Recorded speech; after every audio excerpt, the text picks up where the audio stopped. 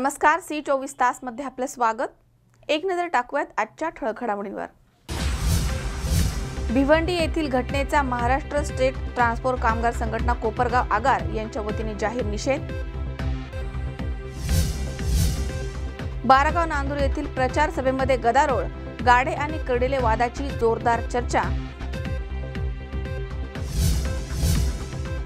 शिर्डीमध्ये पत्रकारांशी बोलताना विखे पाटलांनी केलं भाजप आणि सेनेला टीकेचं लक्ष।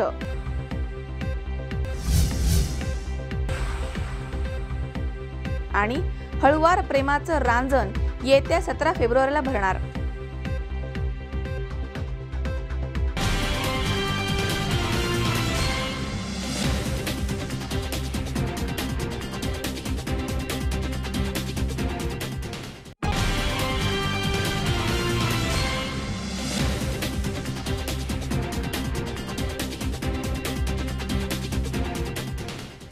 बातमीपत्रात आपलं स्वागत। पाहूया सविस्तर वृत्त। भिवंडी येथे चालक प्रभाकर गायकवाड यांना खासगी वाहतूकदारांनी अमानुष मारहाण केली आणि त्यानंतर या चालकाचा मारहाणीमुळे दुर्दैवी अंत झालाय। दरम्यान या घटनेचा महाराष्ट्र स्टेट ट्रान्सपोर्ट कामगार संघटना कोपरगाव आगार यांच्या वतीने जाहीर निषेध व्यक्त करण्यात आलाय। भिवंडी येथे चालक प्रभाकर गायकवाड यांना खासगी वाहतूकदारांनी केलेल्या अमानुष मारहाणीनंतर या चालकाचा मारहाणीमध्ये दुर्दैवी अंत झालाय। या घटनेचा महाराष्ट्र स्टेट ट्रान्सपोर्ट कामगार संघटना कोपरगाव आगार यांच्या वतीने जाहीर निषेध करण्यात आलाय। बस चालकांना संरक्षण मिळावे आणि आरोपींवर तातडीने कठोर कारवाई करण्यात यावी अशा मागणीचं निवेदन कोपरगाव आगार प्रमुख यांना देण्यात आलंय। दुपारी 12 वाजता चालक प्रभाकर गायकवाड यांना श्रद्धांजली वाहण्यात आली आहे। भिवंडी येथे एसटी बस चालक प्रभाकर गायकवाड यांना खासगी वाहतूकदारांनी गेटवरनं गाडी बाजूला घेण्याचे सांगितल्याचा राग धरून जबर मारहाण केली। त्यामध्ये प्रभाकर गायकवाड मयत झालेत। त्यांना मारहाण करणाऱ्या मारेकऱ्यांवरती कठोर कारवाई करण्यात यावी आणि राज्य परिवहनच्या प्रत्येक डेपो गेटवरील खासगी वाहने 200 मीटर लांब असावेत। तसेच एसटी बस आत येणाऱ्या आणि बाहेर जाणाऱ्या गेटचे अतिक्रमण हटवण्यात यावे, जेणेकरून असा प्रकार पुन्हा घडणार नाही याची काळजी एसटी प्रशासन आणि पोलिसांनी घ्यावी अशा मागणीचं निवेदन कामगार संघटनेच्या वतीने देण्यात आलंय। यावेळी मोठ्या संख्येने कर्मचारी उपस्थित होते। 17 रोजी काल भिवंडी येथे एसटी कर्मचाऱ्याला खासगी वाहतूकदाराकडून मारहाण होऊन त्याच्यामध्ये दुर्दैवी त्याचा अंत झालेला आहे। सदर घटनेबाबत आमच्या आगाराचे कर्मचारी संघटनेच्या वतीने मला त्या कारवाईबाबत एक निवेदन देण्यात आले।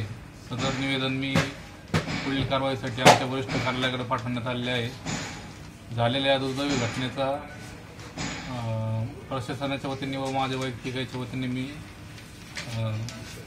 निषेध व्यक्त करतो। 2017 रोजी एक एसटीच्या कर्मचाऱ्यांवर झालेली एक दुर्दैवी घटना म्हणजे भिवंडीच्या चालकास बस बाहेर घेताना एका खासगी वाहतूकदाराशी झालेली बाचाबाची, त्यातून त्याला जी झालेली मारहाण आहे त्या मारहाणीत तो मृत्युमुखी पडला। मृत्युमुखी पडल्यानंतर प्रशासनाने त्याची दखल घेतली नाही। त्या अनुषंगाने प्रत्येक डेपोत निषेध घ्यायची वेळ आली। ही कर्मचाऱ्यांच्या असुरक्षिततेचा मोठा प्रश्न समोर येत आहे। याची दखल घेण्याकरता कोपरगाव आगारात आम्ही 12 वाजेपासून जसे टायमिंग उतरणारे लोक आहेत सर्व जमून आम्ही याच्यासाठी काय केलं पाहिजे याचे निवेदन आम्ही आमचे प्रभारी आगार व्यवस्थापक श्री ढवळे यांच्याकडे दिले आहे। तर आमची प्रशासनाला कळकळीची विनंती आहे, चालकांना रस्त्यामध्ये तो चालक एकटा असतो, पोलीस प्रशासनाने वेळोवेळी अशा काही घटना घडल्यास त्यांना त्वरित मदत करण्यात यावी। जसे ते खाकी गेटमध्ये आणून काम करतात त्याचप्रमाणे काम आमच्या चालकाला करावं लागतं। प्रवाशांना तोंड द्यायचं, इतर वाहतुकीला तोंड देण्याचं काम त्या चालकाला करावं लागतं। त्याचा बंदोबस्त त्या आरोपींना कठोर कारवाई अजून अद्यापर्यंत त्यांना झालेली नाही, अटक झालेली नाही। आत्ता भिवंडी डेपो पूर्ण 100% बंद आहे, पण आचारसंहिता व काही कारणामुळे आमचे डेपो मॅनेजर यांनी विनंती केल्यामुळे आमचा डेपो आम्ही बंद करण्याचे रद्द केले। वाहतूक सुरळीत ठेवली, इतर प्रवाशांची हाल होऊ नये। परंतु झालेल्या आमच्या कर्मचाऱ्याच्या मृत्यूला एक कुठेतरी एक न्याय मिळावा, आमचं एक मानस पूर्ण व्हावा व त्या कर्मचाऱ्याला त्याचा जो मोबदला आहे तो TS असो किंवा TTS असो तर त्याला त्याचा मोबदला. कामगिरी करत असताना तिने गाडी बाजूला घ्यायला सांगितलं. गाडी बाजूला घेऊन त्या माणसाने, समोरच्या माणसाने गाडी बाजूला नाही घ्या, त्याची उज्जत घालून याला मारहाण केली. इतर लोक जमवले. म्हणजे हा एक दादागिरीचा प्रकार झाला.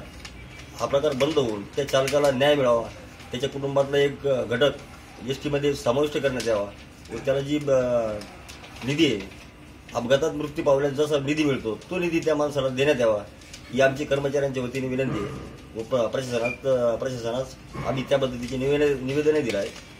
योगेश डोखे, C24 तास, कोपरगाव. नेवासा तालुक्यातील जिल्हा परिषद आणि पंचायत समिती निवडणुकीमध्ये भानस हिवरा या गटाची प्रचार सभा पाचेगाव येथे पार पडली आहे. या प्रसंगी माजी आमदार शंकरराव गडाख यांनी आपली पार्टी ही जनतेची कधीही दिशाभूल करणार नाही आणि त्यासाठी निवडणुकीमध्ये आपल्या उमेदवारांना भरघोस मतांनी विजयी करा असं आवाहन केलंय. नेवासा तालुक्यातील जिल्हा परिषद आणि पंचायत समिती निवडणुकीमध्ये भानस हिवरा या गटाची प्रचार सभा पाचेगाव येथे पार पडली आहे. या गटामधनं जिल्हा परिषदेसाठी अनुसूचित जाती महिला उमेदवार शेंडे मीनाबाई तसेच भानस हिवरा गणामधनं सर्वसाधारण जोजार किशोर आणि पाचेगाव गणामधनं ओबीसीसाठी चौधरी विक्रम यांची प्रचार सभा आयोजित करण्यात आली होती. यावेळी बोलताना माजी आमदार शंकरराव गडाख यांनी नेवासा तालुक्यामध्ये राष्ट्रवादी, भाजप, काँग्रेस हे पक्ष कशी युती करून लढत आहेत आणि जनतेला कशा प्रकारे फसवत आहेत हे सांगितलंय. तसेच घुले यांच्यावरती निशाणा साधून गडाख यांनी चांगलंच तोंडसुख घेतलंय. या गटामध्ये देखील भानस हिवरा गटामध्ये भारतीय जनता पक्षाने मी जाहीरपणे सांगू इच्छितो की विखेंना विचारून उमेदवार दिलेले आहेत. या गटामध्ये आपली लढत ही भारतीय जनता पक्षाबरोबर अजिबात नाही. या गटामध्ये आपली लढत असेल तर ती काँग्रेस बरोबर आहे, विखेम बरोबर आहे. की तू प्रत्येक गावामध्ये माझ्या बरोबर काँग्रेसच्या विरोधात मत मागायला येशील का, त्याला नकार मिळणार. मी आज सांगतो त्या उमेदवाराला नकार मिळणार आहे. म्हणजे अशा पद्धतीने कार्यकर्त्यांना बळीचे बकरे म्हणून निवडणुकीला सामोरे पाठवायचे आणि स्वतः मग विखेम बरोबरही बोलायचं, गुलेम बरोबरही बोलायचं की तुम्हाला काय गट लागतात ते गट घेऊन टाका, तुम्हाला काय पाटाचं पाणी लागत असेल ते घेऊन टाका, माझी आमदारकी फक्त अबाधित राखा. कार्यकर्त्यांचे बळी द्यायचे आणि स्वतःची आमदारकी पक्की करून घ्यायची असे लोकप्रतिनिधी आपल्या तालुक्याला या निमित्ताने लाभलेले आहेत. दरम्यान या कार्यक्रमाची सांगता प्राध्यापक शेळकेसर यांच्या पसायदानाने झाली आहे. यावेळी गावातील सरपंच जालिंदर माळी हे अध्यक्षस्थानी उपस्थित होते. यावेळी गटामधनं हजारो कार्यकर्ते उपस्थित होते. या प्रसंगी दादासाहेब जाधव, विठ्ठल पवार, माऊली तोडमळ, बाळासाहेब कोकणे, नंदू पाटील, सोमनाथ वागचौरे, काकासाहेब गायके, शांताराम तुवर, दिगंबर नांदे आदींसह हजारो कार्यकर्ते या ठिकाणी उपस्थित होते.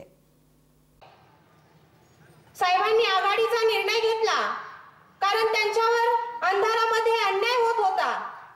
त्यांच्या पाठीत खंजीर खुपसला जात होता. अरे बेटा हो, तुम्हाला जर खंजीरच खुपसायचा होता, तुम्हाला जर आमच्या साहेबांवर अन्यायच करायचा होता तर उजेडात यायचं, समोर रिंगणात उतरायचं होतं आणि मग तुम्ही अन्याय करायचा होता. आता आम्ही सिक्सर मारल्याशिवाय राहणार नाही. जर तुमच्यात धमक असेल तर पुढे या. हे लोक पाणी पिऊन पिऊन भाषण करतात. कशासाठी भाषण करतात? एक पॉइंट झाला की लगेच ग्लास तोंडाला. इतका दम लागतो जनतेसाठी.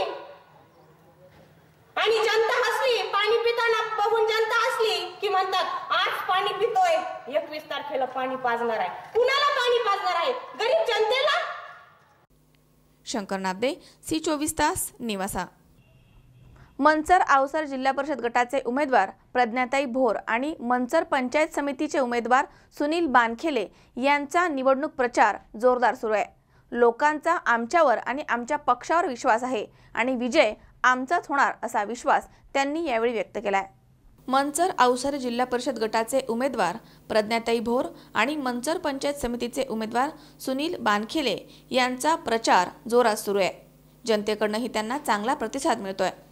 शिवसेनेचे मंचर आवसारी गटाचे उमेदवार प्रज्ञाताई भोर आणि मंचर पंचायत समिती गणाचे उमेदवार सुनील बानखेले यांनी प्रचारामध्ये चांगलीच मुसंडी मारली आहे.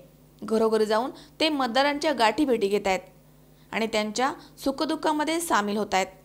प्रचाराच्या दरम्यान लोकांकडून त्यांना चांगला प्रतिसाद मिळतोय. प्रचाराची पहिली फेरी पूर्ण झाली आहे. लोकांचे जनमत आमच्या मागे आहे.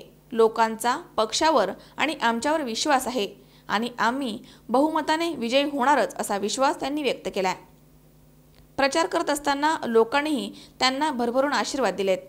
श्री क्षेत्र वडगाव काशिमबेग येथील मोरया गणपतीचे दर्शन घेऊन पहिल्या टप्प्यातील प्रचार फेरीची सांगता करण्यात आली आहे.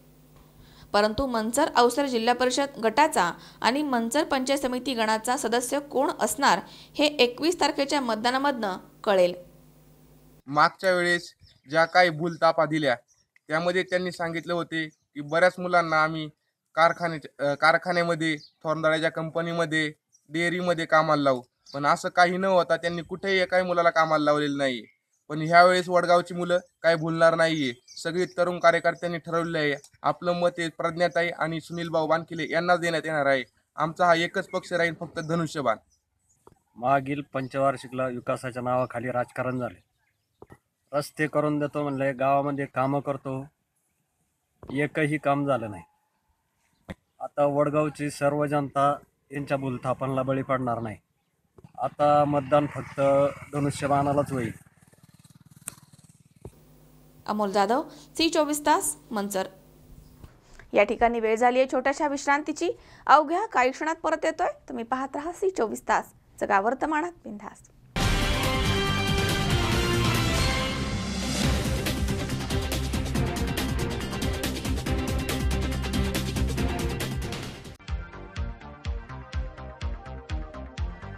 फर्निचर जेव्हा तयार होतं तेव्हा ते बनतं एका सुंदर संकल्पनेतून.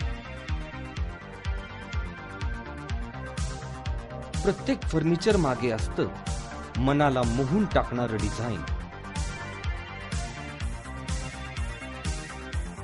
तुम्हाला हव्या त्या आकार, स्वरूप, डिझाईन आणि फॅब्रिकद्वारे आम्ही पूर्ण करतो तुमच्या आवडीच्या फर्निचरचे स्वप्न.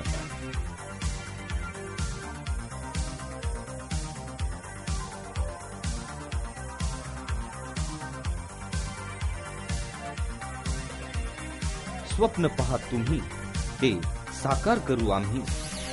आम्ही आहोत योगीराज फर्निचर, फर्निचर विश्वातील मराठी पाऊल. आमच्या शाखा राहुरी, राहता, सोने, सुपा, कोपरगाव आणि अहमदनगर. ग्राहक सेवा क्रमांक 9673 50 0001.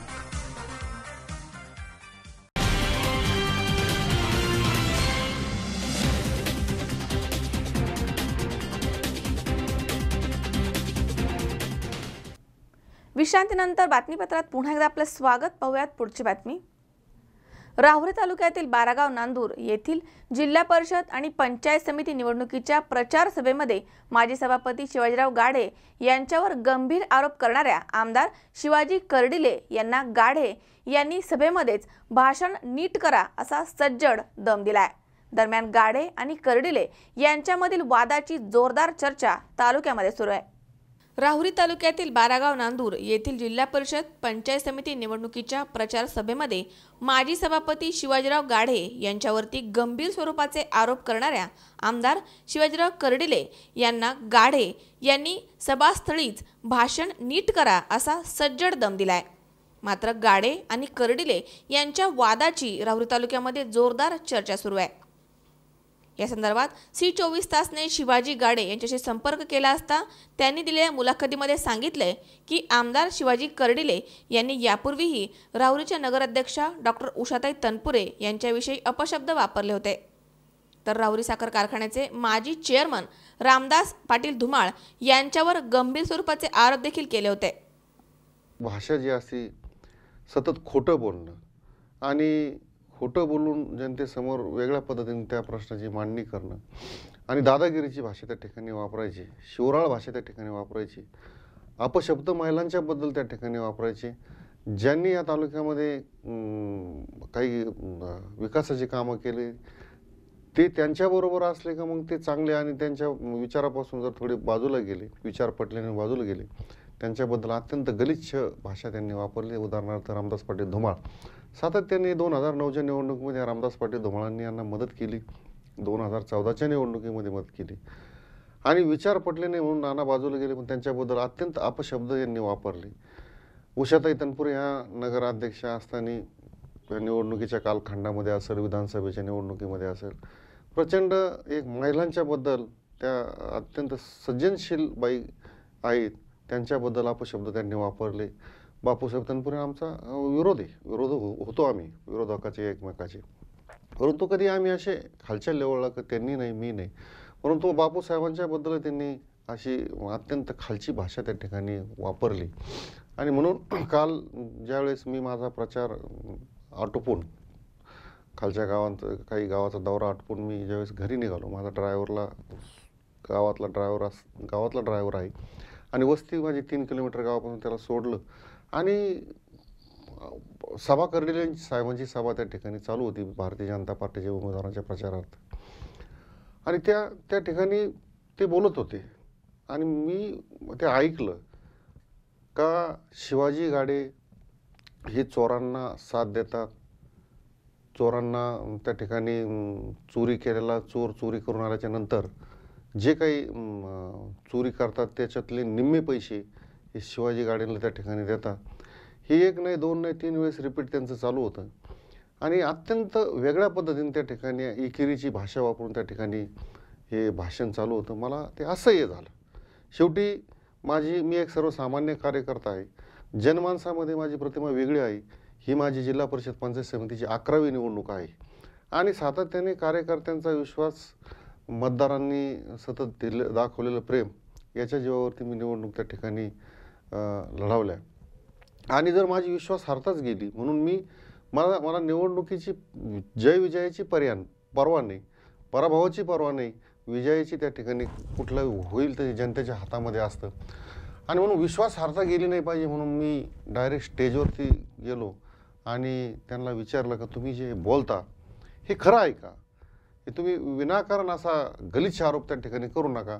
ते त्याचं उत्तर देऊ शकले नाही. त्यांची भंबिरी उडाली, त्यांची तुतरी त्या ठिकाणी उडाली आणि मग 200-300 लोकांचा जमाव त्या ठिकाणी आला. मी एक जबाबदार कार्यकर्ता आहे आणि म्हणून मी ती परिस्थिती हाताबाहेर जाऊ नये म्हणून माझं गाव येते आणि माझ्या गावामध्ये जसा तालुक्याला नेत्यांचा वारसा तसा गावालाही नेत्यांचा वारसा त्या ठिकाणी आहे. अत्यंत खेळीमेळीच्या वातावरणामध्ये वागणारे आम्ही माणसं आहोत आणि मग कुठेही गालबोट लागू नये म्हणून मी तातडीने त्या ठिकाणी ही सर्व माणसं बाजूला घेतली आणि परिस्थिती त्या ठिकाणी संयमाने त्या ठिकाणी हाताळली. बारागाव नांदूर येथील शिवाजी चौकामध्ये उमेदवारांच्या प्रचारार्थ बुधवारी भाजपची सभा आयोजित करण्यात आली होती. या सभेला आमदार शिवाजी कर्डिले, माजी आमदार चंद्रशेखर कदम यांची प्रमुख उपस्थिती होती. सभेसाठी ग्रामस्थांची समाधानकारक उपस्थिती नसल्यामुळे आमदार कर्डिले यांनी त्यांच्या भाषणामध्ये गावातील उमेदवारांची दहशत या ठिकाणी आहे असं सांगितलं. तसेच ग्रामस्थ भुरटे चोरांपासून त्रस्त आहेत असं देखील त्यांनी सांगितलं. तसेच गावातील हा नेता पोलीस ठाण्यामध्ये जाऊन चोरट्यांना सोडवून आणतो. चोरट्यांकडनं त्या नेत्याला वाटा मिळत असल्यामुळेच चोरट्यांची या गावामध्ये दहशत आहे अशी टीका आमदार कर्डिले यांनी केली आहे. त्यांचे भाषण सुरू असतानाच शिवाजीराव गाडे हे सभास्थळी आले.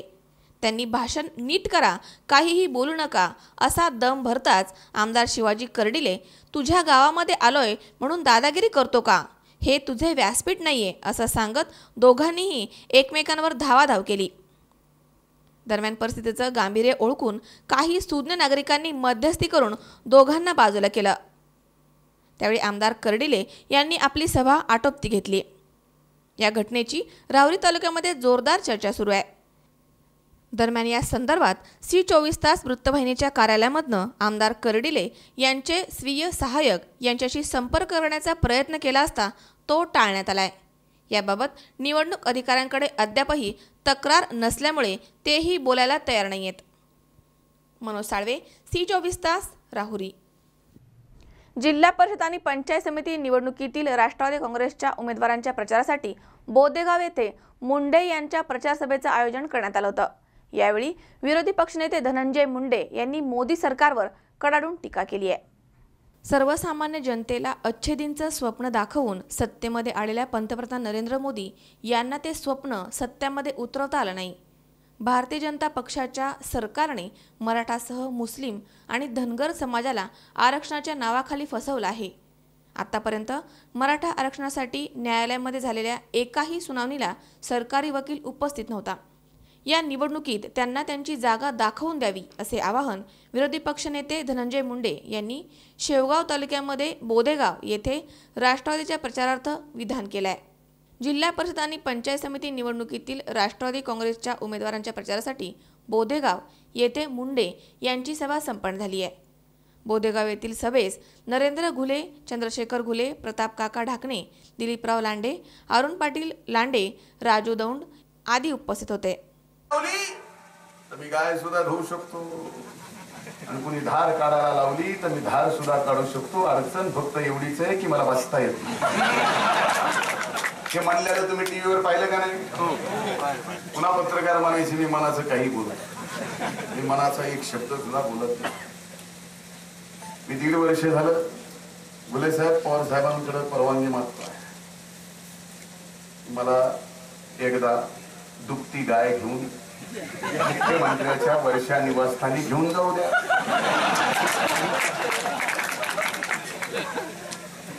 घेऊन जाईल. मुख्यमंत्री म्हणतील हे धनंजय काय ही गाय आहे. काय करायचंय? धुवायची का? धुवून आणली. तुम्ही जर शेतकरी आहात, तुम्हाला धार काढता येते तर धार काढून दाखवा. कारण सांगतील बसता येत नाही. मी टेबलावर गाय चढवीन, उभाट्या काढा, पण शेतकरी आहे दाखवा.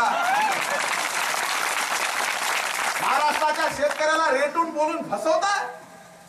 अरे दुर्दैव तुमचं आमचं.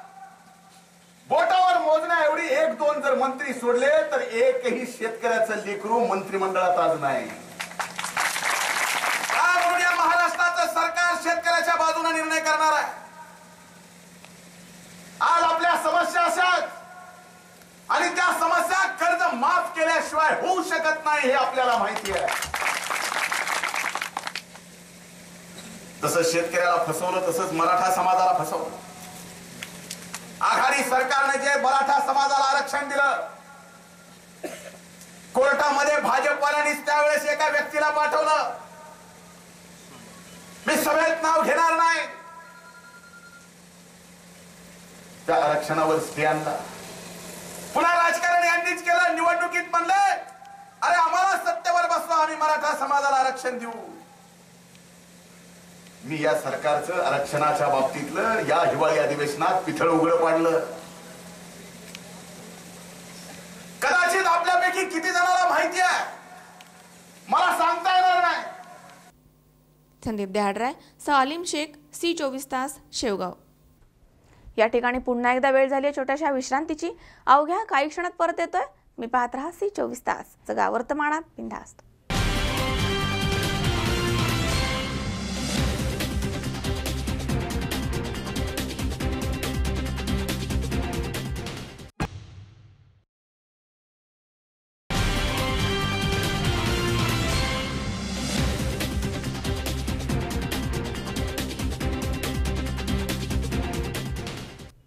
विश्रांतीनंतर बातमीपत्रात पुन्हा एकदा आपलं स्वागत. पाहूयात पुढची बातमी.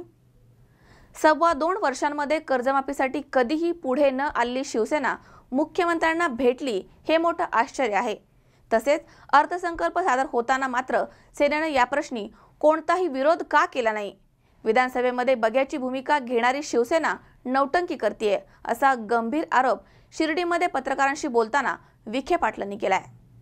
शिवसेनेच्या मंत्र्यांनी मुख्यमंत्र्यांची भेट घेऊन कर्जमाफीची मागणी केली आहे. हा देखावा असून सरकारला नोटीस पिरियड देणाऱ्या सेनेचं लक्ष फक्त मुंबई महापालिका निवडणूक आहे. दरम्यान कर्जमाफीच्या मुद्द्यावर कधीही सरकारला नोटीस का दिली नाही असा सवाल विखे यांनी केलाय. शिर्डीमध्ये पत्रकारांशी बोलताना विखे यांनी भाजप आणि सेनेला टीकेचं लक्ष केलंय.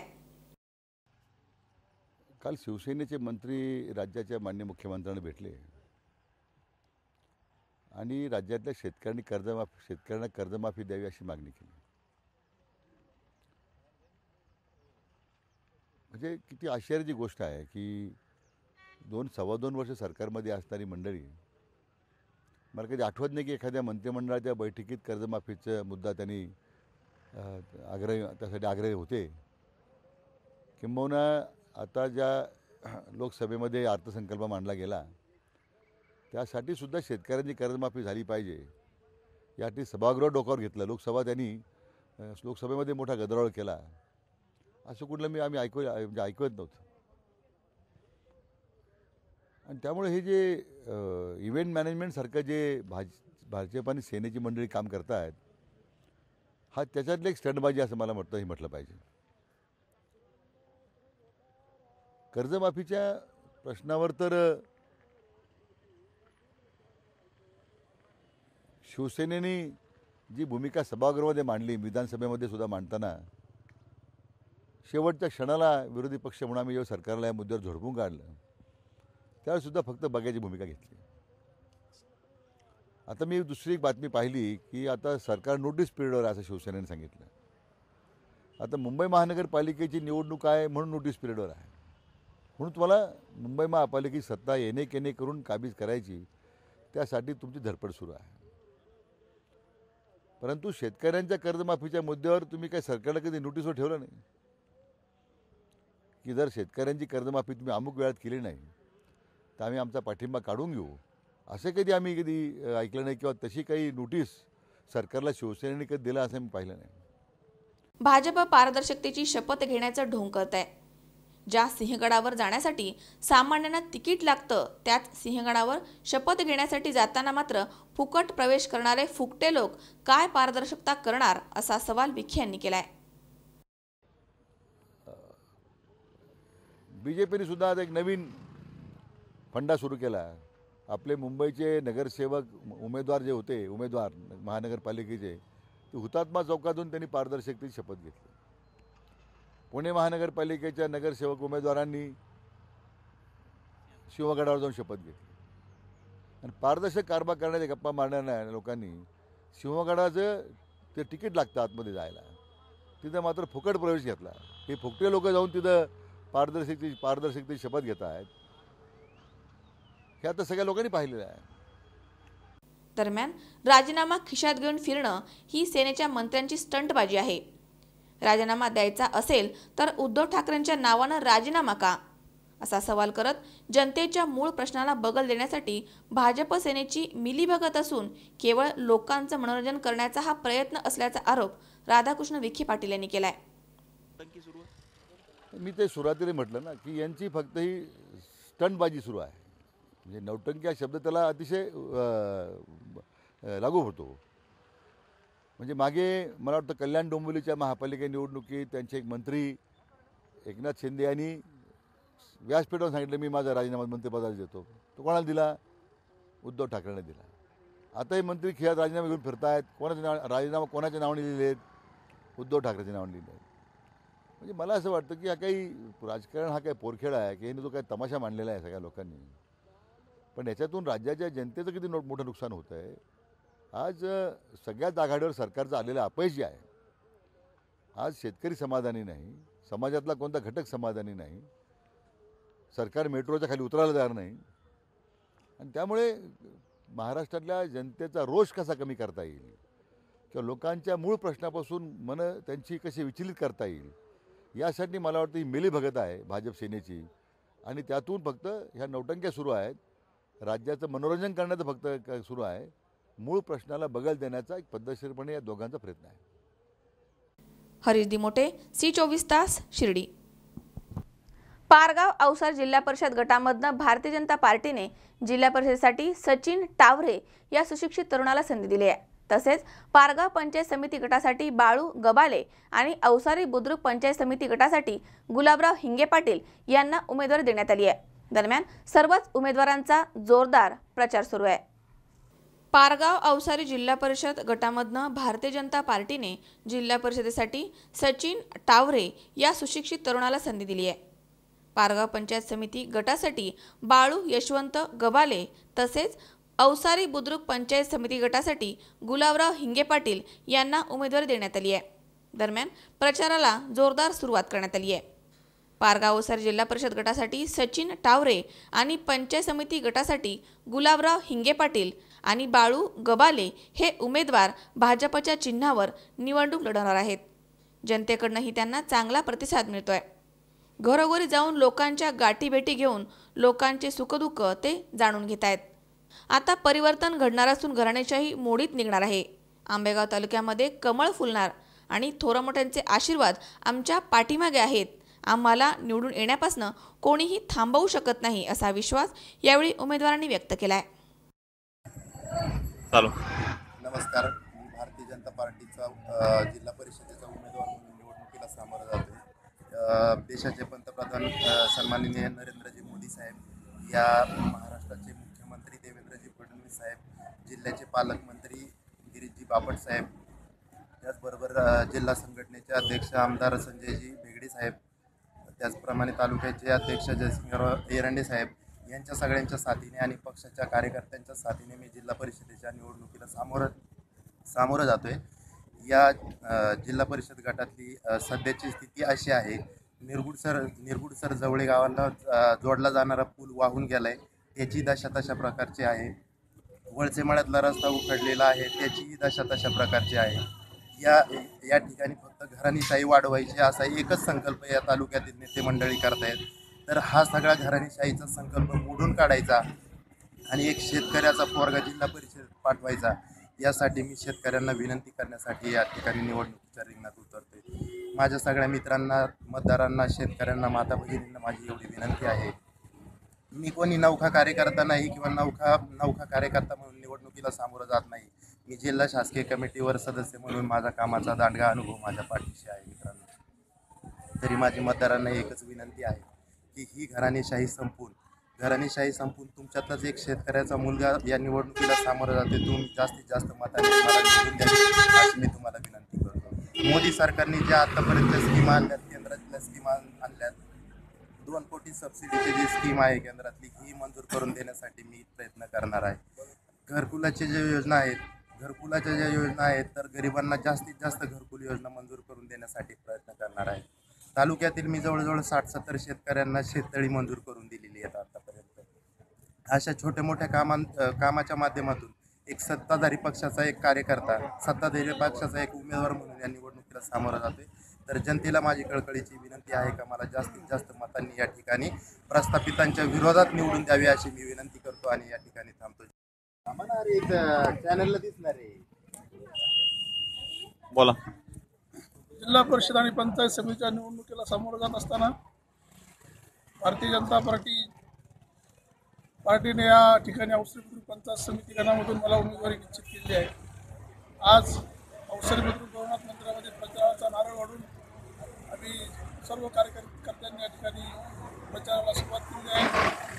या गणामध्ये रस्ता असेल, पाणी असेल, घरकुलाच्या योजना असतील, या सर्व योजना तळागाळातील शेतकऱ्यांना पोहोचवण्याचं काम आम्ही निश्चित प्रकारे या ठिकाणी करू.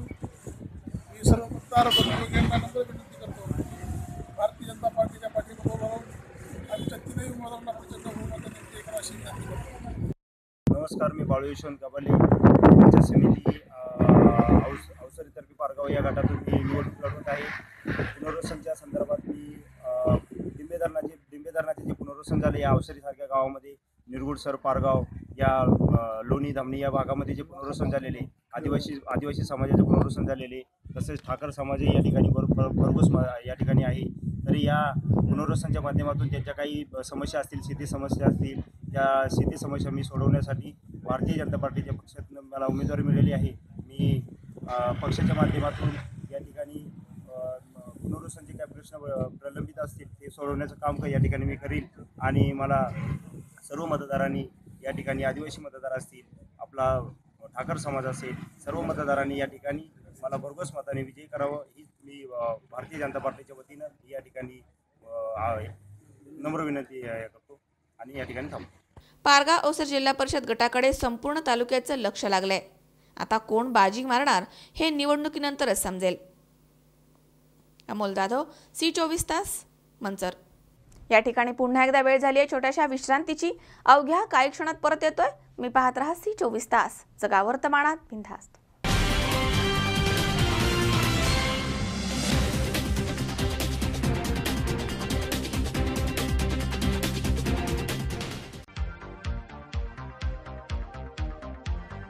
फर्निचर जेव्हा तयार होतं तेव्हा ते बनतं एका सुंदर संकल्पनेतून. प्रत्येक फर्निचर मागे असतं मनाला मोहून टाकणारं डिझाईन. तुम्हाला हव्या त्या आकार, स्वरूप, डिझाईन आणि फॅब्रिकद्वारे आम्ही पूर्ण करतो तुमच्या आवडीच्या फर्निचरचे स्वप्न.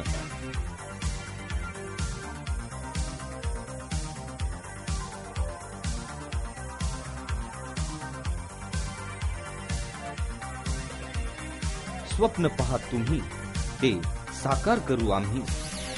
आम्ही आहोत योगीराज फर्निचर, फर्निचर विश्वातील मराठी पाऊल. आमच्या शाखा राहुरी, राहता, सोने, सुपा, कोपरगाव आणि अहमदनगर.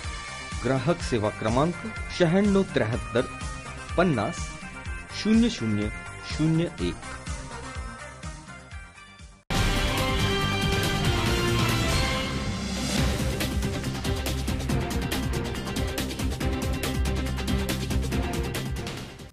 विश्रांतीनंतर बातमीपत्रात पुन्हा एकदा आपलं स्वागत. पाहूयात पुढची बातमी.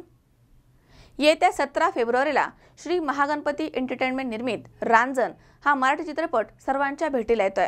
दरम्यान या चित्रपटाच्या ट्रेलरमुळेच रांजणविषयी प्रेक्षकांची उत्सुकता शिगेला पोहोचली आहे. कुठलंही बंधन नसतं अशा बंधनमुक्त प्रेमाचं रांजण 17 फेब्रुवारीला भरणार आहे.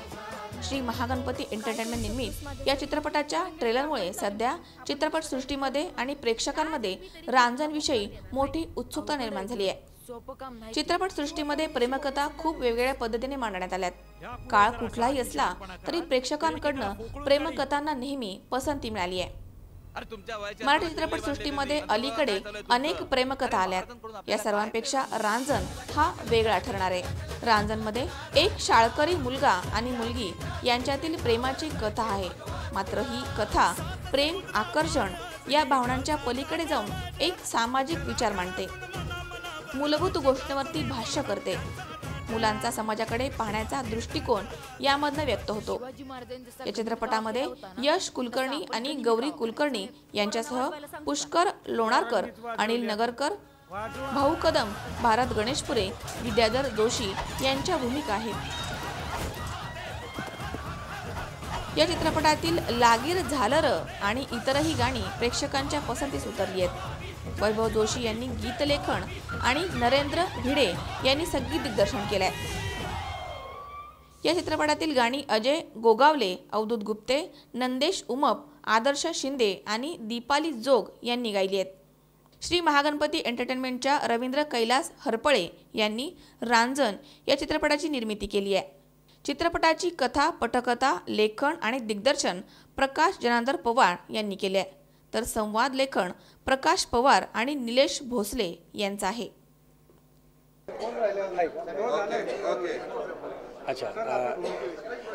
नमस्कार सर्व पत्रकारांचे आणि मीडियाचे. मी एक रांजण नावाचा चित्रपट आता येतोय आणि 17 फेब्रुवारीला तो रिलीज होईल. त्यामध्ये सरपंचाचा मेहुणा त्याचा रोल आहे तो. आणि तो मेहुणा म्हणजे सरपंचाचं काही ऐकत नाही आणि सरपंच त्याला ओरडू शकत नाही कारण तो मेहुणा आहे. आणि मेहुण्याची परिस्थिती काय असते सगळ्यांना माहितीच आहे. त्यामुळे तशीच परिस्थिती सरपंचाची झालेली आहे आणि ती धमाल आम्ही या पूर्ण चित्रपटामध्ये केली आहे. म्हणजे बाप्पा जोशी त्यांच्यावर काम करायची संधी मला मिळाली, त्याबद्दल प्रकाश सरांचे आभार मानतो मी.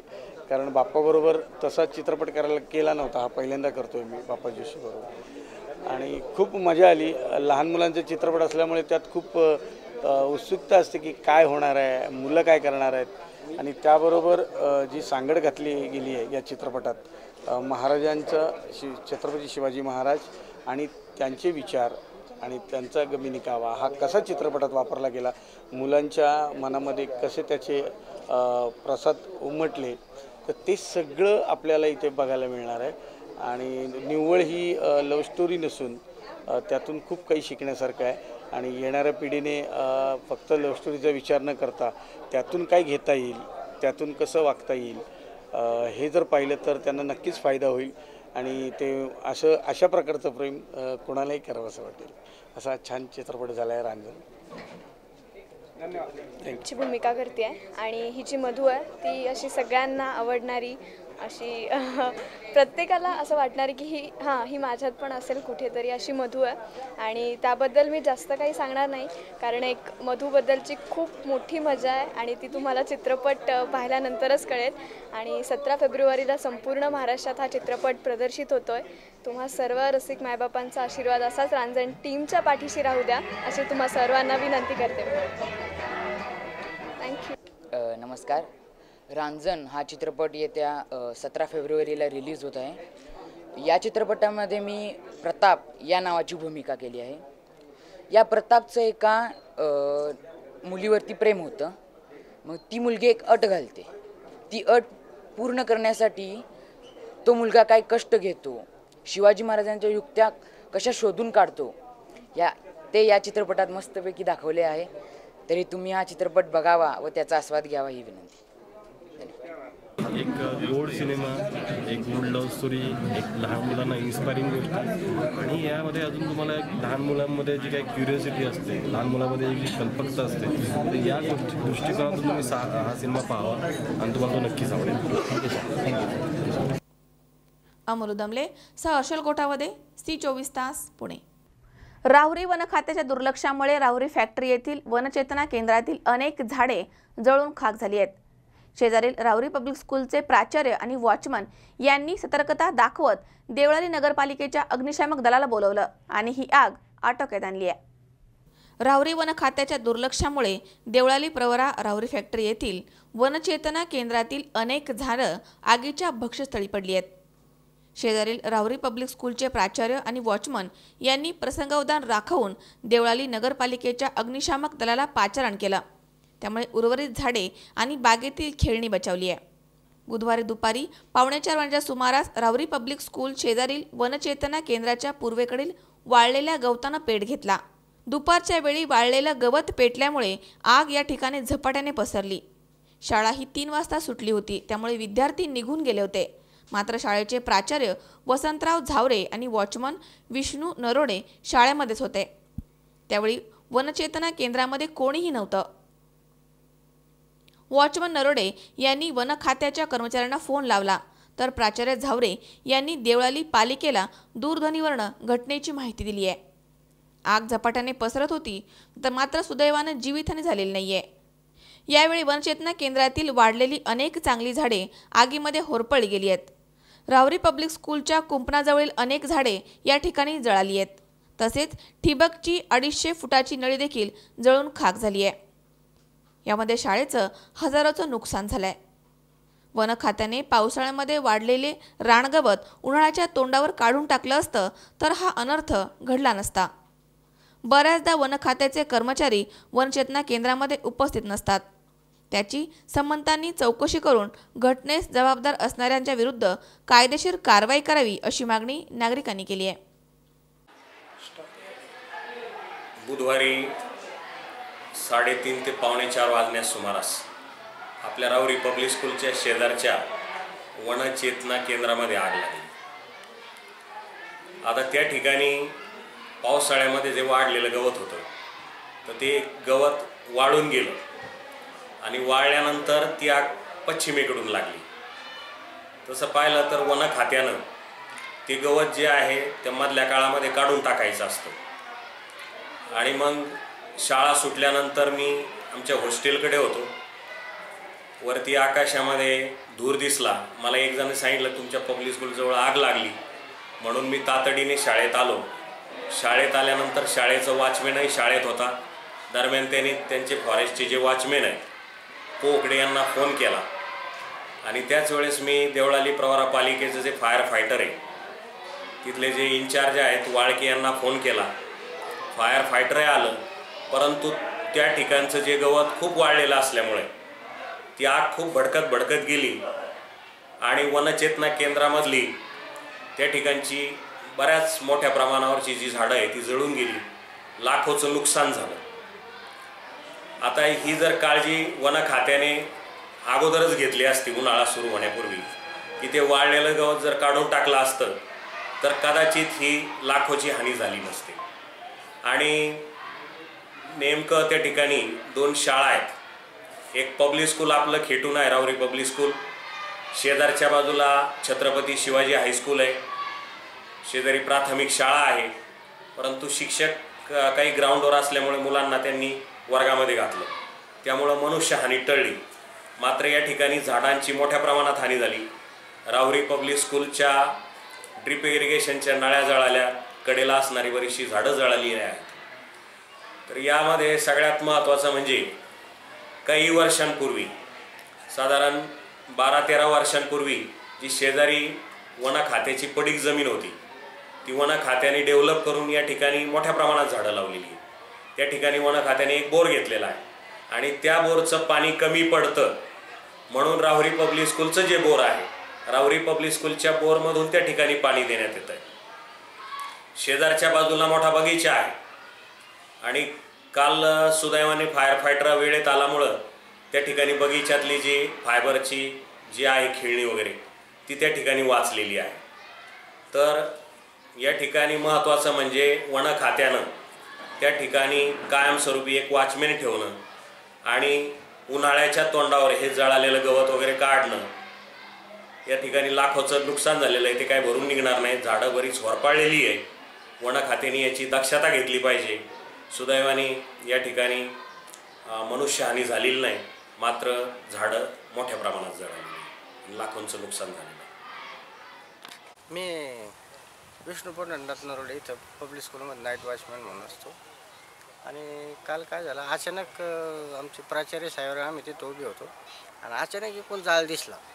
तर सर म्हणले कसं धूर दिसलं. मी म्हणलं सर ते पेटलं. तर मग सरांनी काय केलं, तिथं पाहत होतं गेट बंद होतं. मग ते काय करावं मग तिने फोन लावले, अग्निशामक वगैरे तिकडे सगळीकडे फोन लावले पटापटा. आणि ते फोन लावल्यानंतर गाड्या आल्या, पण तेवढ्यात मग ते फॉरेस्टरचे कोणतरी कोकडे म्हणून कोणतरी होते, ते बी आले ते 5-10 मिनटात लगेच. पण गाड्या लवकर येणं, त्यामुळं ते आग इतकी पांगली का पारा अटकाच्या बाहेरच जायला लागलं सगळंच. मग सरांनी पुन्हा कोणाला तरी फोन लावले. मग राहुरीची गाडी आली, ही गाडी आली, पण आणता जवळजवळ 40-50-60% वर ते हे झालं. हे क्षेत्र कोणाचं आहे? हे फॉरेस्ट खात्याचं क्षेत्र आहे. आता आम्ही शेजारी असल्यामुळं मग सरांनी पटकन दखल घेतली त्याची. म्हणजे आता आपल्या शेजारी हे तर काय आता काहीतरी करणं गरजेचं आहे. मग ते म्हणे दखल घेतली. तेव्हा फॉरेस्टचे लोक आले, पण त्याला ते जवळ गेलं होतं जवळजवळ बराचसे. तिकडे पळलो आम्ही. फॉरेस्टचे अधिकारी कोणी पाहणी करायला आलते का? फॉरेस्टचा अधिकारी कोणीच दिसला नाही. नंतर फक्त एकच वॉचमॅन त्यांचा जोडीदार कोकड्याच्या बरोबर घाडगे म्हणून कोणतरी आलते संध्याकाळी दिसले मला, पण बाकीचे काही कोण दिसलं नाही. मग आम्हाला प्रदीप बापूजी कोकडे लागवड रखवालदार म्हणून वंचित केंद्रामध्ये काम बघतो. काल अचानक 3:30 वाजता जो आग लागली त्यावेळेस मी पॉईंटरच होतो, पण आग हे रस्त्याकडून लागत असल्यामुळे नंतर निदर्शनास आली आणि ती आग विझवण्यासाठी मी पळत जाऊन झाडाच्या पाल्याने विझवण्याचा प्रयत्न केला, पण आग आटोक्यात येत नाही असं बघून काही इतर पत्रकारांनी फायर फायटरवाल्याला फोन केला. मग अग्निशमन दलाच्या 2 गाड्या आल्या, त्यांनी आग विझवण्यासाठी शर्थीचे प्रयत्न केले आणि 3:30 सव्वा 4च्या दरम्यान आग आटोक्यात आली. कोणत्या गाड्या आल्या होत्या? राहुरी अग्निशमन दल एक होती आणि आपली देवळा नगरपालिका एक होती. जळीत झाल्यानंतर तुमचे फॉरेस्टचे अधिकारी कोणी पाहणी करायला आलते का? वनपाल आले होते. कोण? मेत्रे साहेब. मनोज साळवे, C24 तास, Rahuri. Hindustan Petroleum corporation limited यांच्या संयुक्त विद्यमानं श्री पद्ममणी जैन महाविद्यालय पाबळ येथे ओबीसीच्या विद्यार्थ्यांना स्कॉलरशिपचं वाटप करण्यात आलं. दरम्यान Hindustan Petroleum Corporation Private Limited ही कंपनी विविध क्षेत्रामध्ये उल्लेखनीय कामगिरी करते आहे. हिंदुस्तान पेट्रोलियम कॉर्पोरेशन लिमिटेड यांच्या संयुक्त विद्यमानं श्री पद्ममणी जैन महाविद्यालय पाबळ येथे ओबीसीच्या विद्यार्थ्यांसाठी स्कॉलरशिपचं वाटप करण्यात आलं आहे. या कंपनीच्या सिनियर ऑफिसर विनंती केसरकर मॅडम यांनी कंपनीविषयीची माहिती आणि स्कॉलरशिप देण्यामागचा उद्देश यावेळी स्पष्ट केला आहे. तर या प्रसंगी गरीब, हुशार आणि होतकरू विद्यार्थिनी आणि विद्यार्थी यांना शिष्यवृत्तीचं वाटप करण्यात आलं. या शिष्यवृत्तीमागे कंपनीने या विद्यार्थ्यांच्या शिक्षणाला हातभार लावण्याचं काम केलंय. विविध शाळा, कॉलेज, अनाथांच्या संस्था, मतिमंद शाळा यासाठी देखील ही कंपनी भरीव कामगिरी करते आहे. डोनेशनच्या माध्यमामधनं प्रत्येक प्रकारची मदत ही कंपनी करते. या प्रसंगी या युनिटचे सिनियर ऑफिसर अमर सातपुते यांनी उपस्थित सर्व विद्यार्थ्यांबरोबर संवाद साधलाय आणि त्यांचे विविध प्रश्न समजावून घेतलेत. तर यावेळी श्री सिद्धिविनायक फाउंडेशनचे संस्थापकीय अध्यक्ष श्री यशवंतरावजी रामाणे यांच्यासह सुनील अभंग, विनायक बांगर, हजारे साहेब तसेच पद्ममणी महाविद्यालयाचे प्राचार्य संजय घोडेकर, महाविद्यालयाचे शिक्षक, कर्मचारी आणि विद्यार्थी मोठ्या संख्येने उपस्थित होते. त्याचप्रमाणे श्री भैरवनाथ सहकारी पतसंस्थेचे शाखा प्रमुख श्री शालिवाहन गव्हाणे हे देखील या ठिकाणी उपस्थित होते. या सर्व कार्यक्रमाचे सूत्रसंचालन पद्ममणी जैन कॉलेजचे प्राध्यापक भवर सर यांनी केले, तर आभार तळेकर सर यांनी मानलेत. मी विनंती Kesarkar, Hindustan Petroleum corporation limited, senior officer HR, बायकळा ऑफिसमध्ये मी कार्यरत आहे सध्या. हिंदुस्तान पेट्रोलियम ही एक पेट्रोलियम कंपनी आहे आणि त्याच्यामध्ये पेट्रोलियम पदार्थावरती ट्रेड होतो. पेट्रोल डिझेलवरती पेट्रोल डिझेल विक्री वगैरे असं आमचं मेन बिझनेस आहे. स्कॉलरशिप ही आम्ही SC ST OBC मुलांना त्यांचा विकर सेक्शनना शैक्षणिक मदत व्हावी म्हणून HPCL देते. साधारण आता किती मुलांना शिष्यवृत्ती दिली इथे या ठिकाणी? या ठिकाणी आम्ही जवळजवळ 8-10 मुलांना स्कॉलरशिप दिली. इनफॅक्ट त्यांची 26 ॲप्लिकेशन आली होती, पण काही डॉक्युमेंट कंप्लीट नसल्यामुळे त्यांना देता आली नाही. साधारण आमचं पाबळचं कॉलेज तुम्हाला कसं वाटलं? पाबळचं कॉलेज हे खूप इंटिरियरमध्ये असून सुद्धा खूप छानपैकी त्याला डेव्हलप केलेलं आहे. शैक्षणिकरित्या जी शिक्षक सरांची म्हणजे प्रिन्सिपल सरांची जी आणि इतर कमिटीची जी काही तळमळ आहे ती मला इथे व्हिजिट केल्यानंतर लक्षात आली. आता तुमची जी संस्था जी आहे त्याच्यामध्ये आमचे काही लोक इकडची पाबळची पण आहेत, तर त्या लोकांचा रिस्पॉन्स कसा आहे तुम्हाला या संदर्भात हे चालवण्याकरता? जी CSR ॲक्टिव्हिटीच्या अंडर कंपनी खूप सारं काही विकर सेक्शनला SC ST OBCना हेल्प करण्यासाठी खूप काही अनुदान देत असते आणि ते मी माझ्या भाषणामध्ये त्या सगळ्याचा उल्लेख केलाच होता. आणि इथल्या लोकांचं मुलांना जेव्हा पाहिलं तेव्हा ते दूरवरून येतात, इथे शिक्षणाची आपली हे पूर्ण करण्याचा प्रयत्न करतात आणि त्याला नेहमी सपोर्ट करण्यासाठी आमची हिंदुस्तान पेट्रोलियम ही समर्थ राहील. ठीक आहे. आणि तुम्ही आता हेच कॉलेज का निवडले हा विषय मी सांगा थोडक्यात. इतर कॉलेज असून सुद्धा तुम्ही हेच कॉलेज का निवडले? आम्ही तसं महाराष्ट्रामध्ये बऱ्याच कॉलेजना अनुदान देतो. जसं जसं इतर कॉलेजमध्ये माहिती होते तशीच इथल्या या बाबळ गावातील श्री रामाणे साहेब आहेत, ते आमच्याकडे हिंदुस्तान पेट्रोलियममध्ये कार्यरत होते. ते आता रिटायर झाले आहेत. त्यांनी या कॉलेजतर्फे आमच्याकडे अप्रोच झाले आणि आम्ही मग या कॉलेजसाठी मदत करण्याचा प्रयत्न केला. Okay, thank you. माझं नाव कृष्णा माऊली पिंगळे. हिंदुस्तान पेट्रोलियम कॉर्पोरेशन लिमिटेडतर्फे जे आत्ता सर्व विद्यार्थ्यांना शिष्यवृत्ती वाटण्यात आली त्याबद्दल मी त्यांचा सर्व विद्यार्थ्यांच्या वतीने फार आभारी आहे आणि त्या टीमचे मी फार आभार व्यक्त करतो आणि त्यांना आश्वासन देतो की तुम्ही ज्या शिष्यवृत्ती आम्हाला दिलेली आहे त्याचं आम्ही नक्कीच चीज करून दाखवू आणि ह्याही वर्षीपेक्षा पुढच्या वर्षी जास्त मार्ग पाडून निश्चित ह्याहीपेक्षा जास्त शिष्यवृत्ती तुमच्याकडून मिळवून घेऊ. सुनील पिंगळे, C24 तास, पाबळ. पुन्हा एकदा पाहूयात काही ठळक घडामोडी. भिवंडी येथील घटनेचा महाराष्ट्र स्टेट ट्रान्सपोर्ट कामगार संघटना कोपरगाव आगार यांच्या वतीने जाहीर निषेध. बारागाव नांदूर येथील प्रचार सभेमध्ये गदारोळ, गाडे आणि कर्डिले वादाची जोरदार चर्चा. शिर्डीमध्ये पत्रकारांशी बोलताना विखे पाटलांनी केलं भाजप आणि सेनेला टीकेचं लक्ष्य.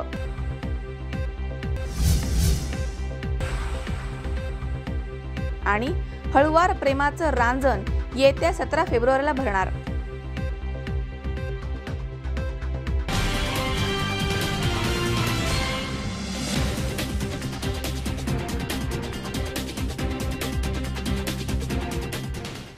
याचबरोबर बातमीपत्रात आज वेळ झाली इथेच थांबण्याची. ताज्या अपडेटसाठी बघत रहा C24 तास. सकाळ वर्तमानात.